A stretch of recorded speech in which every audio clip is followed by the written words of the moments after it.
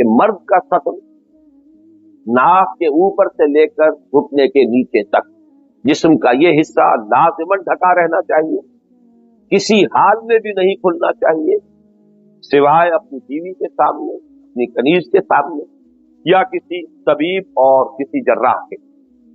اس کے ضمن میں بھی بعض احادیث میں چاہتا ہوں کہ آپ حضرات سن لیں۔ سنن ابی داؤد میں اور ابن ماجہ میں حضرت علی کی روایت ہے رضی اللہ تعالی عنہ کہ حضور نے مجھ سے فرمایا لا تنظر الی فخذ حی ولا میت، اے علی کبھی بھی مت دیکھنا، نگاہ مت ڈالنا کسی زندہ یا مردہ کی ران پر۔ ران جو ہے یہ چونکہ انسان کے اس سطر کا حصہ ہے تو اس میں یہ تاکید کہ حی ولا میت، کسی زندہ یا کسی مردہ کی ران پر کبھی نگاہ نہ ڈالنا۔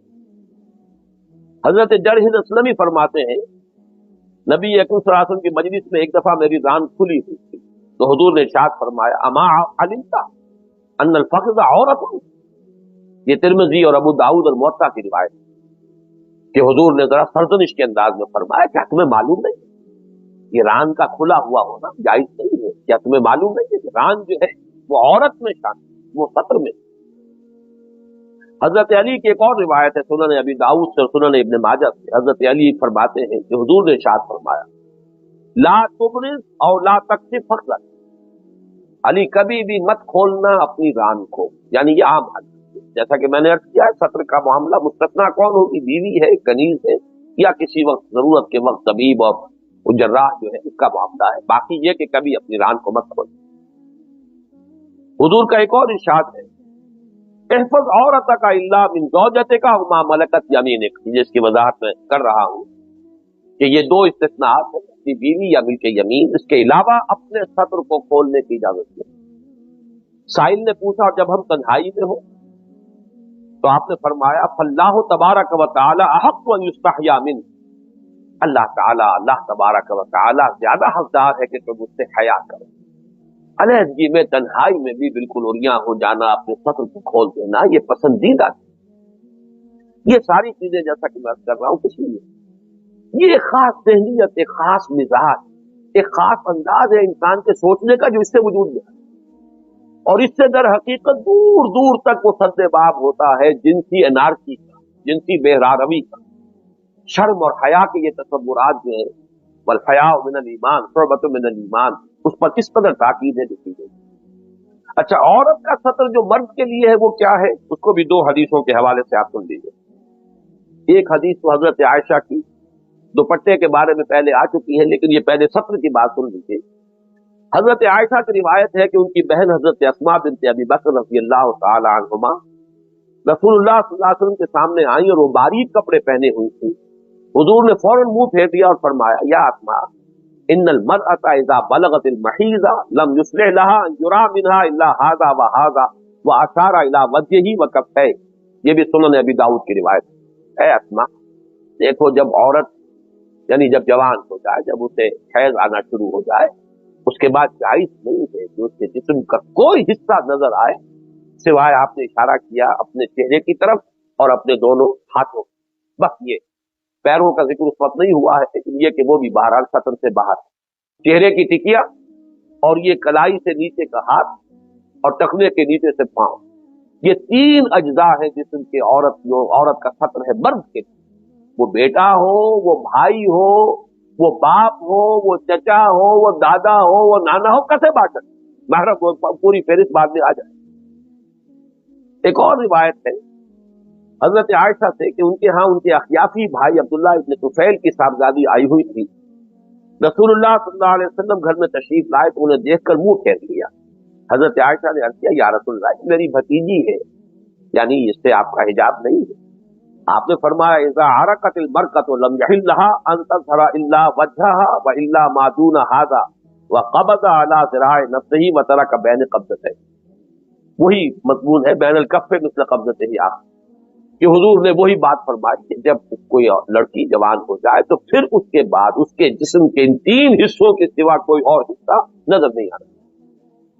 یہ ہے سطر کا تصور، لیکن اس پر ایک اضافہ، اب ظاہر بات ہے کہ ایک عورت نے کرتا پہنا ہوا ہے जाहिर बात है जिस्म ढक गया, शलवार पहनी हुई है, बाकी जिस्म भी ढका हुआ है, लेकिन ये कि अभी इसके निस्वानी हुस्न का एक अहम हिस्सा है और वो उसका सीना है। इसके लिए इजाफी है हुक्म जो दिया गया दुपट्टे।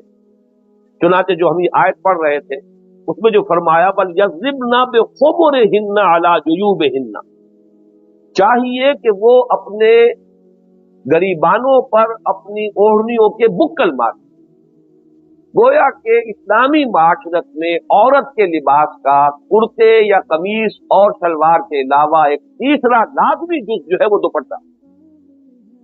इस दुपट्टे के बारे में एक हदीस में पहले आपको सुना चुका हूं, फिर दोबारा सुना रहा हूं। हजरत आयशा फरमाती है कि जब सूरह नूर नाज़िल हुई तो रसूलुल्लाह सल्लल्लाहु अलैहि वसल्लम से उसको सुनकर लोग अपने घरों की तरफ पलटे और जाकर उन्होंने अपनी बीवियों, बेटियों, बहनों को उसकी आयत सुनाई। अंसार की औरतों में से कोई ऐसी न थी जो आयत वल यज़रिबना बिखुमुरिहिन्ना अला जुयूबिहिन्ना के अल्फाज सुनकर अपनी जगह बैठी रह गई हो।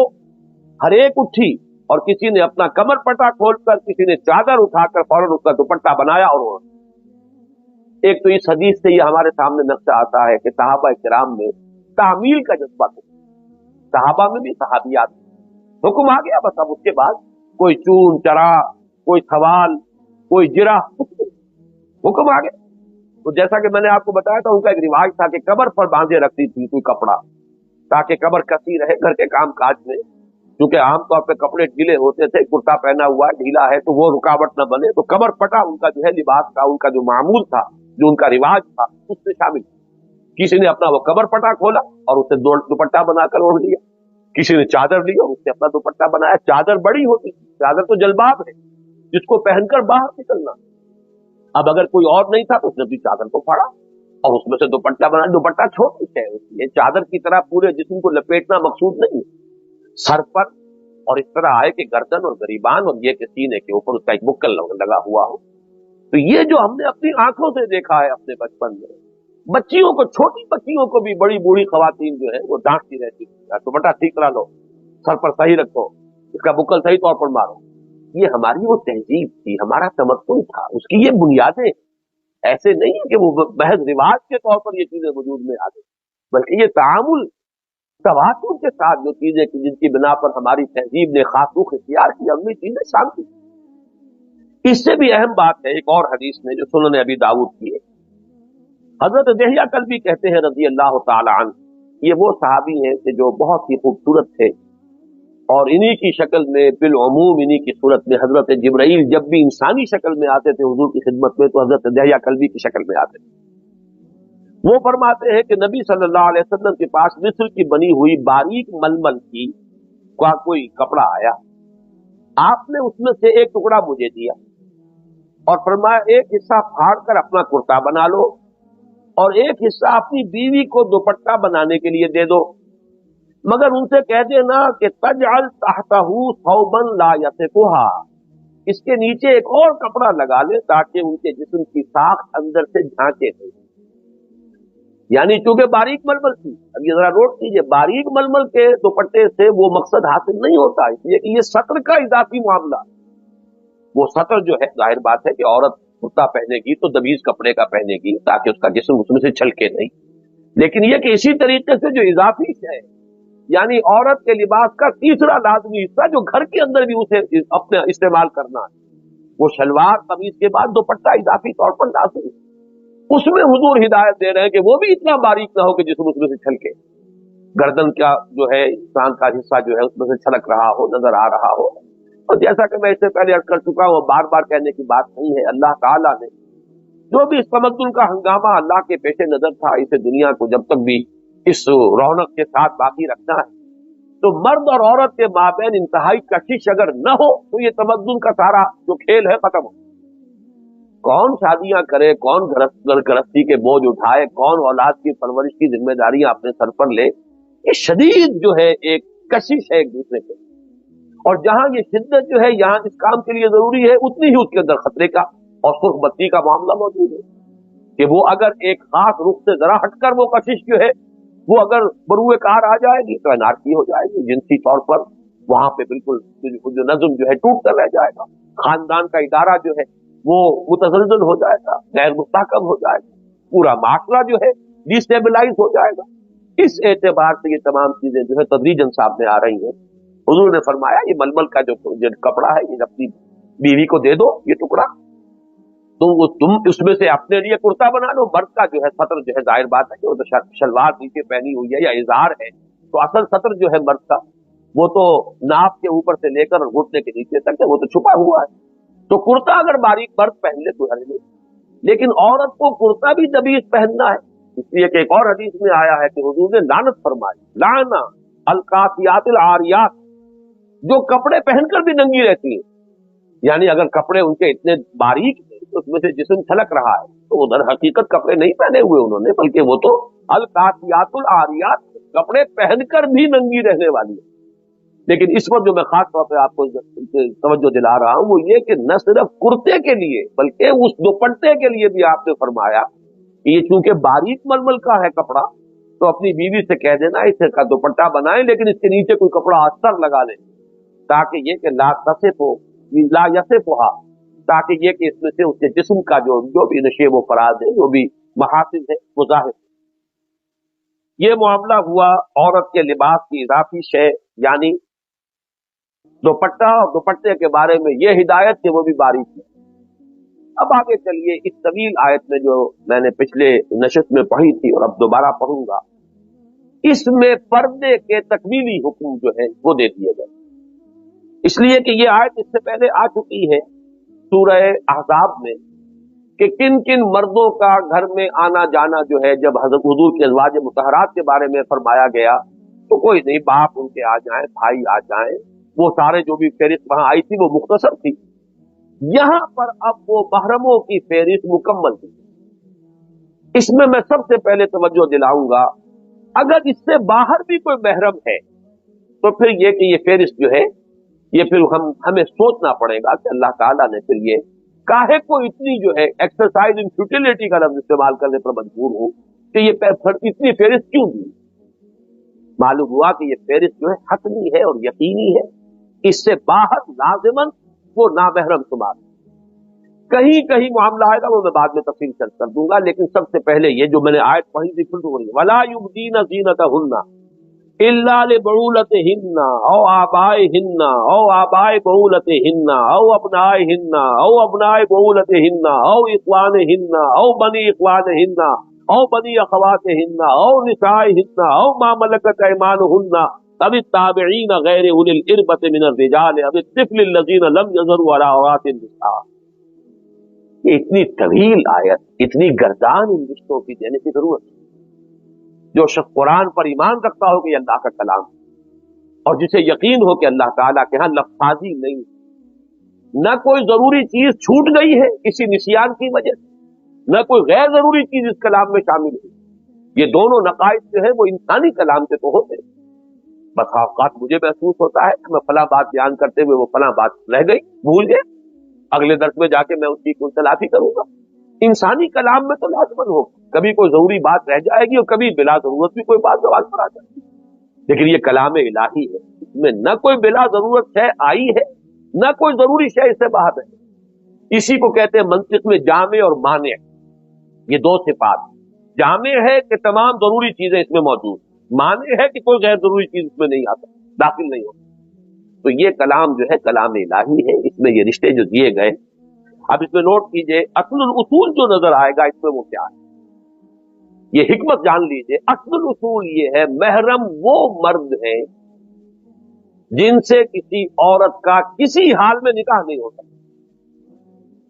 एक तो औरत किसी के निकाह में है तो किसी और से निकाह हो ही नहीं सकता, ये तो अलग मामला है। लेकिन फर्ज कीजिए उसका शौहर फौत हो जाए या उसका शौहर उसे तलाक दे दे, अब भी ना हो सके निकाह, जिनको हम कहेंगे कि वो हराम है अबद, वो जो रिश्ते के जिनमें निकाह का रिश्ता कायम होना अबदन हराम। असल में नफ्सियाती एतबार से गौर करेंगे तो वही दर हकीकत माशरती तौर पर और सोच के अंदर, इंसान के नुक्ते नजर के अंदर ऐसी चीज रासिक हो जाती है कि बहन के बारे में कभी ख्याल नहीं आएगा भाई से। वैसे ये कि कुरान उसमें भी एहतियात की का हुक्म दे रहा है, लेकिन फिर भी क्योंकि वहां निकाह का कोई इम्कान ही नहीं, लिहाजा कोई बहुत ही बदतीनत इंसान होगा कि जिसका जहन उधर जाए, वरना बहन के बारे में यह ख्याल नहीं आएगा। इसी तरीके से जहां निकाह हो ही नहीं सकता, कोई इम्कान ही नहीं, वहां जहन जो है उधर जाता नहीं। इस एतबार से उनके बारे में आजादी बरती गई है कि औरत खुले चेहरे के साथ, बल्कि यह कि जेवर पहना हुआ हो, कोई उसने अगर फट कीजिए बनाव सिंहार भी किया हुआ हो तो बनाव सिंहार के साथ, जेवर के साथ वो अपने इन रिश्तेदारों के सामने आ, अपनी जीनत का इजहार कर सकती है अपने इन रिश्तेदारों के साथ।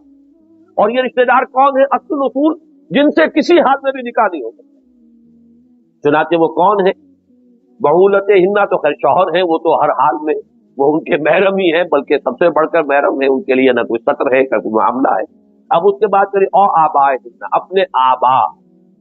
आबा में दादा भी शामिल हो जाएगा, नाना भी शामिल हो जाएगा, ये आबा में, ये उनके ताबे। और आबाए बहुलत हिन्ना, या अपने शौहरों के आबा। शौहरों के आबा में भी शौहर का बाप, शौहर का दादा, ये शौहर का नाना, ये भी मुहर्रमात अब्दिया। और अपनाए हिन्ना, या अपने बेटे, और अपने बेटों में अपने बेटे, अपने पोते, ये सब के सब जो भी एक लाइन है वो अपना के हुक्म में आए।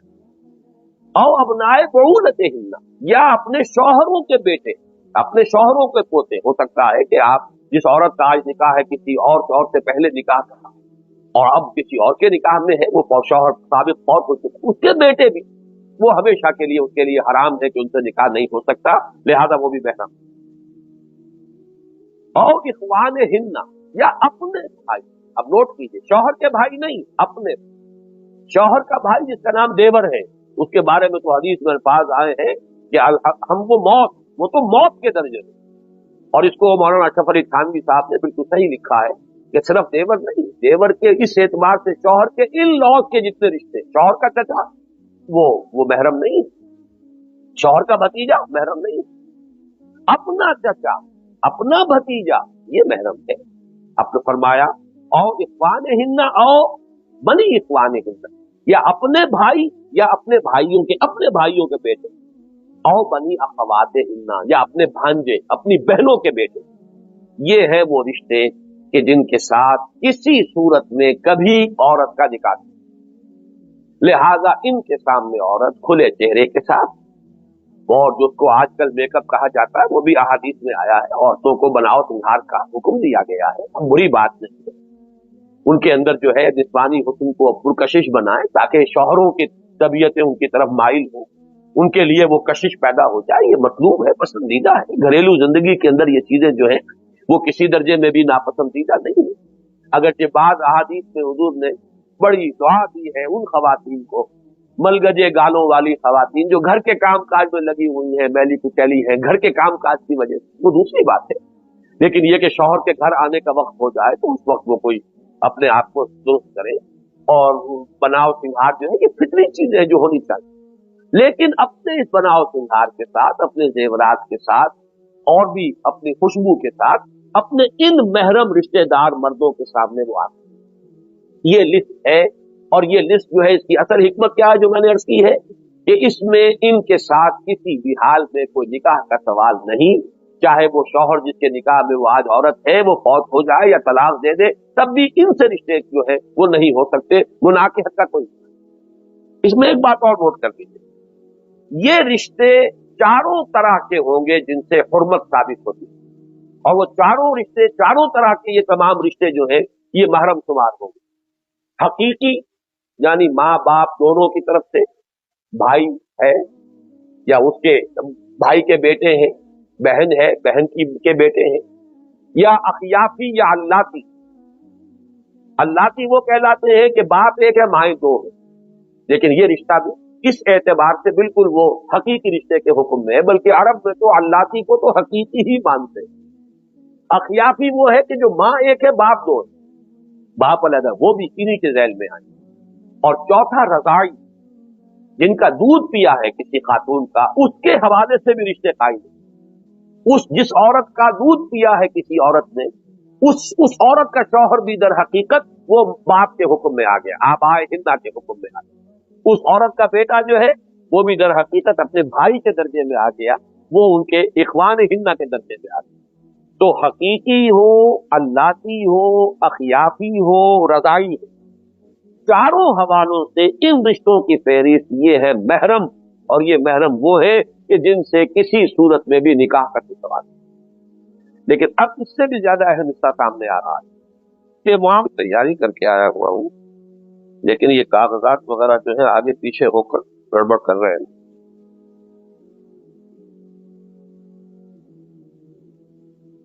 جی، ان رشتہ داروں کے بعد اب جو معاملہ آ رہا ہے، ابھی بات ختم نہیں ہوئی، اور کن کن کے سامنے عورت کھلے چہرے کے ساتھ، اپنے زیبائش اور آرائش کے ساتھ، اپنے اور بناؤ سنگھار کے ساتھ آ سکتی ہے۔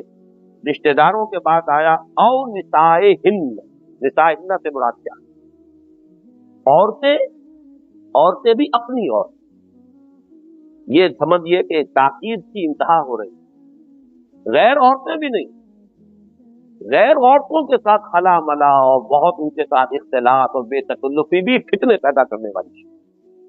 اس اعتبار سے یہاں پر میں ایک تو آپ کو حضرت عمر رضی اللہ تعالیٰ عنہ کا اثر سنا رہا ہوں، اور ایک میں تذکرہ کرنا چاہتا ہوں ہمارے آج کے معاشرے کے اعتبار سے۔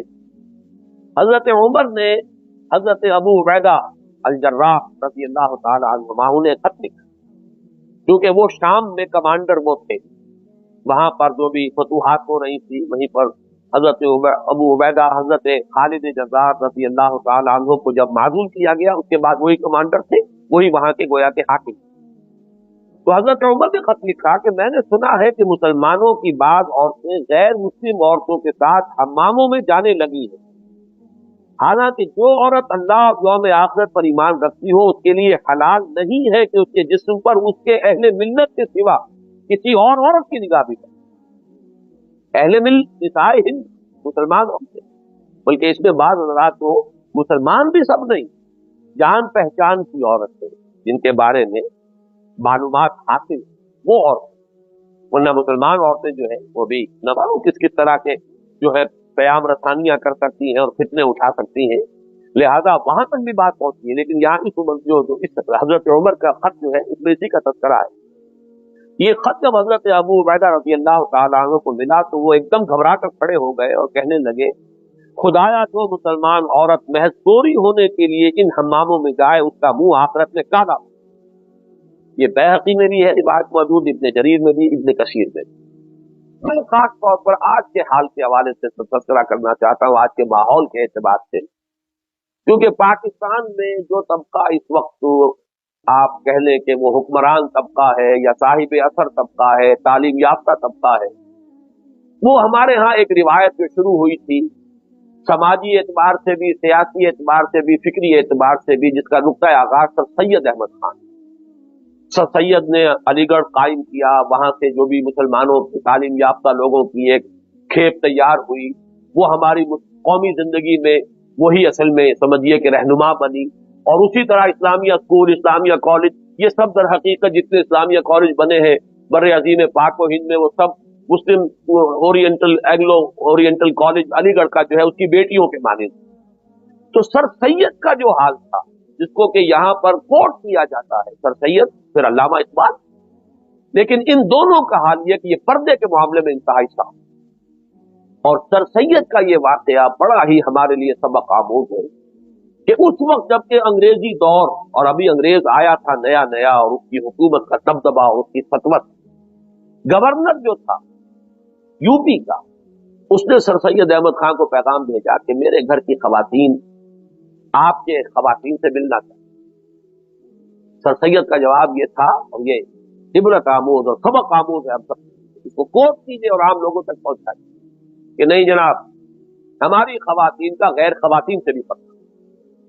گورنر یو پی، لیکن اس گورنر کو جواب یہ دیا سر سید کو سند کے طور پر کوٹ کرنے والے، یہ پہلو اس کا جو ہے کسی طور سے بھی سامنے رکھنے کے لیے علامہ اقبال پردے کے شدید پابند، پردے کے قائل، انہوں نے تو خیر اس کو فلسفہ بنایا ہے کہ عورت جو ہے اس کے اندر اللہ تعالیٰ کی صفت تخلیق ہے، اس کے جسم کے اندر تخلیق ہوتی ہے، اور تخلیق کا تو خاصہ یہ ہے، خالق جیسے چھپا ہوا ہے نگاہوں سے، ایسے ہی جس میں یہ خلاقی کا وصف جو ہے اس کا ایک عکس موجود ہے، چھپا ہے نا۔ عورت عورت ہے، چھپائی جانے والی ہے، اس کو چھپا کر رکھنا چاہیے. عورت ہمارے ہاں لفظ استعمال مستورات، مستور چھپی ہوئی ہے، لیکن وہ مستورات جو ہے مکشوفات بنی ہوئی، اور وہ جو ہے کھلم کھلا نیم اڑیا لباسوں میں سڑکوں پر چلتی پھرتی نظر آ رہی ہے. نام ان کا مستورات ہے، نام ہم عورت ہے. عورت جبکہ صاف سامنے موجود ہے، جبکہ اسے چھپا ہوا ہونا چاہیے. بہرحال سر سید احمد خان کا یہ واقعہ جو ہے یہ بہت اہم ہے اور اس کو ذہن میں رکھیے. اب آگے آئیے، نساء ہن کے بعد ہے او ما ملکت ایمانہن، اور جو ان کے غلام ہوں یا کنیزیں ہوں. مل کے یمین اصل میں لفظ جو ہے یہ مرد اور عورت دونوں کے اوپر اس کا اطلاق ہو جائے گا، غلام پر بھی اور کنیز پر بھی. او ما ملکت ایمانہن، یا جو ان کے داہنے ہاتھوں کی ملکیت ہو. اب اس میں اختلاف پیدا ہوا ہے، لیکن جو اختلاف پیدا ہوا ہے اس سے پہلے ایک بات نوٹ کر لیجئے، غلاموں کو کبھی بھی آپ قیاس نہیں کر سکتے آج کل کے ملازمین. اگر اس لفظ سے انسان کوئی جواز پیدا کرتا ہے آج کل کے خانساموں اور بیروں اور ڈرائیوروں اور چوکیداروں اور ملازموں کا، تو یہ قیاس محل فارغ. غلام وہ ہوتا تھا جو ملکیت ہوتا تھا، اور ملکیت ہونے کے حوالے سے اس کی ایک ذہنیت بنتی تھی. وہ ذہنیت کچھ نہ کچھ مشابہ تھی اسی ذہنیت کے کہ جیسے ایک شخص جو ہے بھائی اپنی بہن کے بارے میں یہ نہیں سوچ سکتا کہ میری اس سے شادی ہو سکتی ہے، لہذا اس کی جو ذہنی کیفیت، نفسیاتی جو ایٹیٹیوڈ ہے وہ اسی انداز میں بنے گا کہ یہ تو میرے لیے ہمیشہ کے لیے ابدی حرام. اسی طریقے سے غلام کا معاملہ یہ ہوتا تھا کہ اس کے ذہن میں اس طرح کا کوئی خیال آ ہی نہیں سکتا. لیکن آج کا جو ملازم ہے، وہ خانسامہ ہو آپ کا، وہ آپ کا بہرا ہو، وہ آپ کا شوفر ہو، وہ آپ کا چوکیدار ہو، کوئی ہو، تو ملازم ہے. سیاسی سٹیٹس اس کا اور آپ کا برابر ہے، ایک ووٹ آپ کا، ایک ووٹ اس کا. آپ کی ملازمت سے فارغ ہو گیا تو برابر کا شہری ہے، برابر کی اس کی عزت نفس ہے، برابر کی حیثیت ہے. سٹیٹس میں آپ سے اس کے درمیان کوئی فرق نہیں. یہ سارا فرق جو ہے یہ انتظامی ہے، اس وقت تک کے لیے ہے جب تک وہ آپ کی ملازمت ہے. کل وہ آپ کی ملازمت کو جو ہے ٹھوکر مارے اور جائے، برابر کا آپ کا حقدار ہے، برابر کا شہری ہے. اس لیے آج کل کے جو ہے ملازمین، ان کے بارے میں او ما ملکت ایمانہن سے کوئی سند لینا، جواز لینا، یہ تو گویا کہ سوائے اس کے کہ ذہنیت بگڑی ہوئی ہو، نیت میں فتور ہو، اس کا کوئی جواز نہیں. البتہ ملک یمین کے بارے میں بھی ایک اختلاف ہے، وہ اختلاف اپ نوٹ کر لیجیے. ایک رائے یہ ہے کہ اس سے مراد صرف لونڈی ہے، اور بڑی پختہ دلیل ہے. وہ دلیل جو ہے امام ابو حنیفہ نے دی ہے، کیونکہ یہ رائے جو ہے حضرت عبداللہ ابن مسعود کی ہے رضی اللہ تعالیٰ عنہ، وہ بھی فقہائے صحابہ میں بڑی چوٹی کا ان کا مقام ہے. پھر امام ابو حنیفہ، وہ تو یوں سمجھیے کہ فقہ کے چاروں اماموں میں میرے نزدیک امام اعظم ہے، اس میں کوئی شک نہیں. جس قدر اللہ تعالیٰ نے ایکیوٹ سینس دیا تھا انہیں قانون کا اور فلسفہ قانون کا، وہ میرے نزدیک اور کسی کے پاس نہیں، بلکہ دنیا میں کہیں اور نہیں ہو اس درجے بصیرت. ان کی رائے تو یہ ہے کہ یہاں او ما ملکت ایمانہن سے مراد صرف کنیزیں ہیں. چونکہ نساء ہن آیا، نساء ہن میں چونکہ مسلمان عورتیں ہو گئی، لیکن کنیزیں ہو سکتی ہیں غیر مسلم بھی ہو. نساء ہن سے تو غیر مسلم عورتیں بھی نامحرم ہو گئی. کنیز ہو سکتا ہے کوئی یہودی کنیز ہو، کوئی عیسائی کنیز ہو، کوئی اور کنیز ہو، کوئی مجوسی کنیز ہو. تو کنیزوں کا جو کہ چاہے غیر مسلم ہو، ان کا جواب یہاں پیدا کیا گیا او ما ملکت ایمانہن، جو ان کی ملک یمین ہو. گویا کہ نساء ہن سے اضافہ کیا گیا کہ نساء ہن میں چونکہ اطلاق صرف مسلمان عورتوں پر ہو رہا ہے، ان کی عورتیں وہ محرم ہیں، مسلمانوں کی عورتیں یا جان پہچان کی عورتیں، اس پر ایک مستضاد کیا جا رہا ہے کہ کنیز اگر ان کی ہے تو چاہے غیر مسلم ہے، چاہے اجنبیہ ہے، وہ بھی محرم میں آ جائے. لیکن بہرحال دوسری رائے بھی ہے، اور دوسری رائے اس میں حضرت عائشہ کی رائے بھی ہے، حضرت ام سلمہ کی ہے. یہ دونوں ازواج النبی ہیں رضی اللہ تعالی عنہما. پھر بعض ائمہ اہل بیت کی رائے ہے اور امام شافعی کی رائے. وہ رائے یہ ہے کہ غلام بھی اس میں شامل، ملک یمین میں مرد غلام بھی شامل ہے. اس کے سامنے بھی عورت کھلے چہرے کے ساتھ، اور وہ بھی جو بھی اپنی زینت ہے اس کے ساتھ آ سکتی.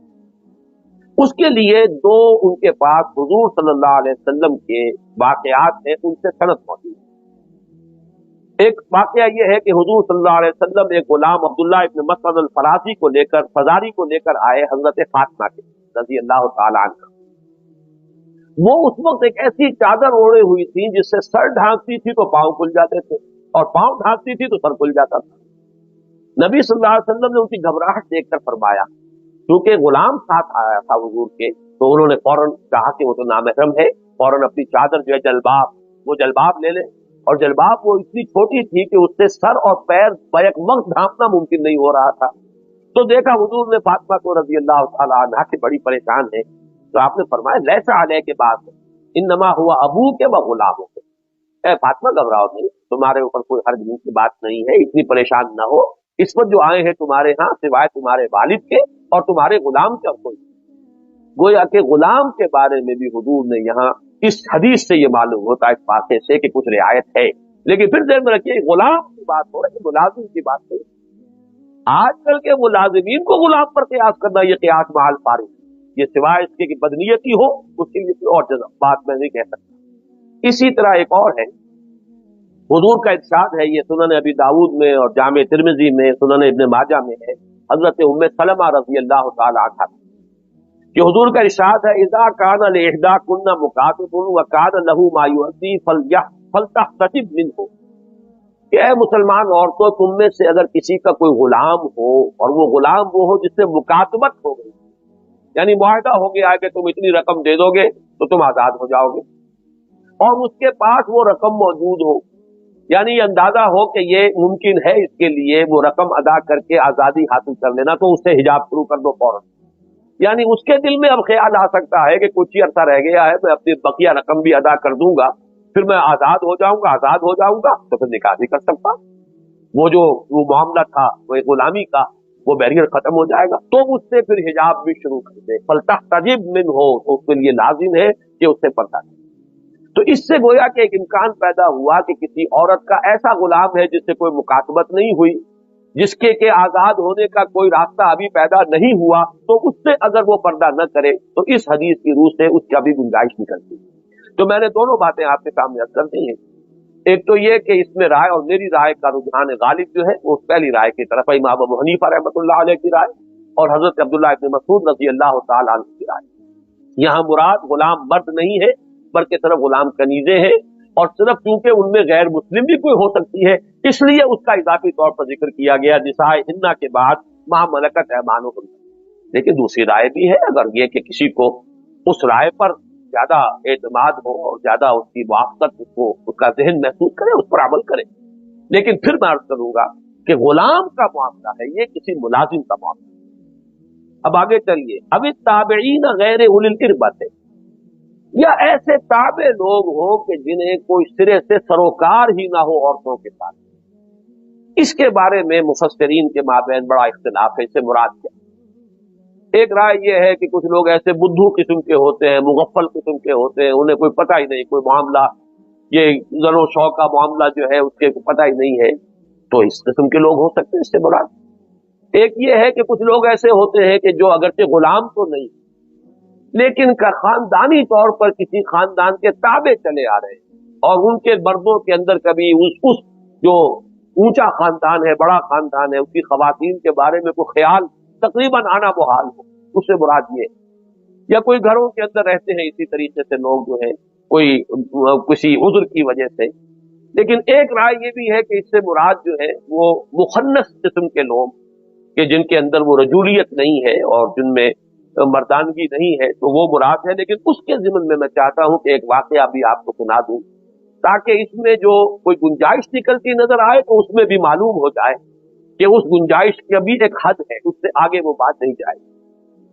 बुखारी, मुस्लिम, अबू दाऊद, नसाई और अहमद वगैरह मुहद्दिसीन ने हजरत आयशा सिद्दीक़ा रज़ी अल्लाह तआला अन्हा और हजरत उम्मे सलमा रज़ी अल्लाह तआला अन्हा से रिवायत किया है कि मदीना तैयबा में एक मुखन्नस था जिसे अज़वाज मुतहरात और दूसरी खवातीन गैर उलिल इरबा में शुमार करके अपने यहाँ आने देती थी। ये तो है ही, मतलब ये कि इसका कोई मामला ऐसा नहीं है, तो आ जाए कोई हर्ज नहीं। एक रोज जब नबी सल्लल्लाहु अलैहि वसल्लम उम्मुल मोमिनीन हजरत उम्मे सलमा के यहाँ तशरीफ ले गए, तो आपने उसको हजरत उम्मे सलमा के भाई अब्दुल्लाह इब्न अबी उमय्या से बातें करते सुन लिया। वो बातें क्या कर रहा था? हजरत उम्मे सलमा के भाई से वो कह रहा था कि कल अगर ताइफ फतह हो जाए तो गैलान सख्फी की बेटी बादिया को हासिल किए बगैर न रहना। फिर उसने बादिया के हुस्न और उसके जिस्म की तारीफ करनी शुरू की اور इस दर्जे उसने उसकी तारीफ बयान कर दी कि नबी अकरम सल्लल्लाहु अलैहि वसल्लम ने ये बातें सुनी तो फरमाया, खुदा के दुश्मन, तूने तो उसमें नजरें गाड़ दी गोया। फिर आपने हुक्म दिया कि इसे पर्दा करो, यानी ये बदमाश जो है ये मुखन्नस तो है, लेकिन ये कि इसके ऊपर ये एतमाद मत करो, बल्कि जब इसका मामला ये है कि ये औरत के निस्वानी हुस्न का इस तरह जायजा लेता है और अपनी आजादी से जो है फायदा उठा रहा है, तो इस पहलू से ये लफ्ज बदमाश मैं चाहता हूं कि आप अपने जहन से निकाल दें। इस वक्त वो एक मुहावरे में मेरी जबान से निकल गया है। तो बहरहाल हुक्म ये दिया हुजूर ने कि इससे पर्दा करो, आइंदा ये घरों में ना आने पाए। इसके बाद आपने उसे मदीने से भी बाहर निकाल दिया और दूसरे मुखन्नसों को भी घरों में घुसने से मना कर दिया। इससे असल में हमारे सामने मसले की असल शक्ल आ जाती है कि दर हकीकत मतलूब क्या है, पेश नजर क्या है। असल सद्दे बाब है वला तक़रबुज़ ज़िना इन्नहु काना फ़ाहिशतन व साअ सबीला। उसके लिए है ये रुकावटें खड़ी की जा रही हैं, दूर दूर तक उसके दरवाजे बंद करने की कोशिश हो रही है। अब इसमें एक तो अगला जो टुकड़ा आ रहा है उसको नोट कीजिए, वला यदरिबना अब लज़ीना लम यज़हरु अला औरातिन निसा। ये आखिरी मद है, जो महरम है जिनके सामने कोई औरत अपनी ज़ेबाइश आराइश के साथ आ सकती है, खुले चेहरे के साथ, यानी वो बच्चे कि जिन्हें अभी औरतों के मख्फी मामलात का इल्म नहीं, वो नाबालिग बच्चे भी मोहल्ले के हों, पड़ोस के हों, आए जाएं, कोई हर्ज नहीं है। इसके बाद जो हुक्म आ रहा है इसके ज़िम्न में भी मुझे मुतादिद हदीसें आपको सुनानी है, मैं देख रहा हूं कि वक्त तेजी से खत्म हो रहा है। वला यदरिबना बिअरजुलिहिन्ना लियुअलम मा युख्फीना मिन ज़ीनतिहिन, और न उनको अपने पांव मारकर चलना चाहिए कि जान लिया जाए जो वो छुपाए हुए हैं अपनी जीनत में से। पांव में कोई पाजेब पहनी हुई है, उसमें कोई घुंघरू लगे हुए हैं, एक औरत चलती हुई जा रही है, पांव मार कर चल रही है, आवाज हो रही है, तो चाहे उससे छत्र भी ढांका हुआ है, उसने जलबाब भी ली हुई है, लेकिन ये कि वहां मर्दों का ज़हन मुंतकिल होगा कि कोई औरत जा रही। असल सारा मामला फसाद इसमें कि ज़हन का उधर मुतवज्जे होना, ज़हन के साथ इंसान के एहसास जज्बात की तरफ मुतवज्जे होते हैं। इन चीजों को रोकने के लिए तो सारा बंदोबस्त किया जा रहा है। इस मामले की मैं शरह में चंद चीजें आपको और सुना देना चाहता हूं। इसमें नंबर एक है तात्तुर, इतर लगाकर निकलना बात। जैसे पाजेब की झंकार से जहन जाएगा किसी मर्द का कि कोई खातून जा रही है, औरत जा रही है, कैसी जा रही है, उसका कद ही देख ले, कदो कामत क्या है, सरो कामत है क्या है, बाहर आदमी जो भी मैं जरा बातें जो है उरिया अंदाज में कर रहा हूं ताकि बात खुलकर सामने, तो जहन को मुंतकिल होने से रोकना है। इस मामले में अगर कोई औरत खुशबू लगाकर गुजरी, ये तो गोया तो उससे भी कहीं बढ़कर बात हो गई। उस खुशबू की वजह से जहन मुतवज्जे होगा ये कौन पास से गुजरा है, कौन यहां से गया है। अब उसके बारे में ये मैं चंद हदीस से आपको सुना रहा हूं। हजरत अबू हुरैरा रज़ी अल्लाह अन्हु की रिवायत है कि हुजूर ने फरमाया, ला तमनऊ इमा अल्लाह मसाजिदिल्लाह वलाकिन यखरुजना वहुम तफिलात। हुजूर ने फरमाया, क्योंकि शुरू में मस्जिदों में आते की इजाजत थी, आए मस्जिदों में, तो फरमाया अब अल्लाह की इन कनीजों को, बांदियों को मस्जिदों में आने से मत रोको, लेकिन वो आए कोई इत्र लगा करना, खुशबू लगा करना, वो उस शक्ल में आए। अगर वो इत्र लगाकर खुशबू लगाकर आएंगी तो फिर मना, तो उनके लिए रुकावट है।